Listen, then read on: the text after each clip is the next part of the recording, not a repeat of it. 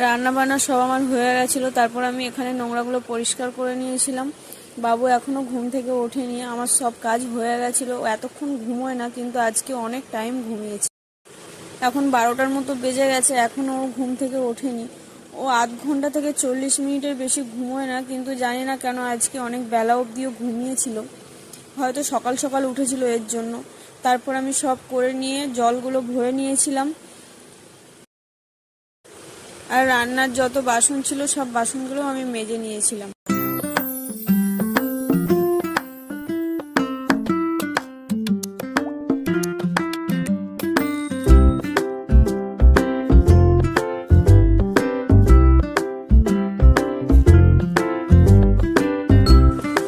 বাবু ঘুম থেকে উঠেছিল প্রায় 12:30টার দিকে।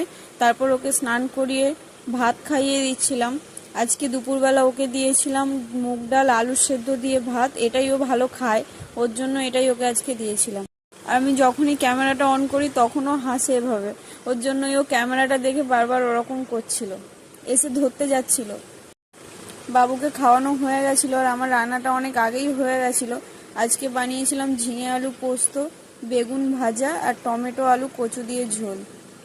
সব রান্না বান্নার শেষে আমি গ্যাসটাও পরিষ্কার করে নিয়েছিলাম, রান্নাঘরটা পরিষ্কার করে গুছিয়ে রেখে দিয়েছিলাম। রান্নাঘরটা পরিষ্কার থাকলে, গ্যাসটা পরিষ্কার থাকলে দ্বিতীয়বার রান্নাঘরে ঢুকতে বা কিছু করতে খুব ভালো লাগে, কিন্তু যখন রান্নাঘরটা নোংরা হয়ে থাকে না, তখন দ্বিতীয়বার ঢুকতেই যেন কেমন লাগে। তাই যখনই আমি রান্না করি তখনই আমি গ্যাসটা ভালো করে পরিষ্কার করে রেখে দিই। বাবুকে খাইয়ে অনেক আগেই আমি ওষুধ খাইয়ে দিয়েছিলাম, যাতে ও তাড়াতাড়ি ঘুমিয়ে যায়। এখন 2টোর মতো বাজে, ও এখনও ঘুমোচ্ছে না। ওকে ঘুম পাড়াতে এসছি, ও উল্টে ওই পুতুলটাকে ঘুম পাড়াতে ব্যস্ত হয়ে গেছে। কত দুষ্টুমি করে ও সারাদিন। ওর এই দুষ্টুমি দেখতে দেখতেই আমাদের দিন কেটে যায়।